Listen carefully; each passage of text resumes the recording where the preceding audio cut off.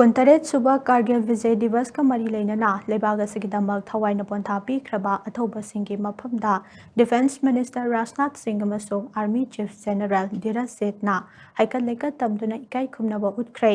द्रास वैलीना पांगथोखिबा थौरमदुदा मकोक थोंबा मिलिटरी ऑफिसर कयानसु अथौबसिंगी मफमदा हाइकल लेकत तमदुना इकाई खुमनबा उतखी थौरमदुदा लद्दाख के लेफ्टिनेंट गवर्नर वी.के. सक्सेना अमदे इंडियन आर्मी के नॉर्दर्न कमांड के general officer commanding in chief lieutenant general Prateek शर्मनसु war memorial अदुदा हिकलैका तमखी थौरम अदुगी सरुकमा ओइना arrow head formation दा पाइरकपा हेलीकॉप्टर सिंगना नोंथक्तगी लै चाइथरक्तुना अथौब सिंग अदुदा अवांग बथाकी इकाई खुमनबा उतखी हेलीकॉप्टर सिंग अदु एडवांस लाइट हेलीकॉप्टर अमना लुचिंग लखी अदुगा मतुंगदा चिताल हेलीकॉप्टर अनीना इनरखी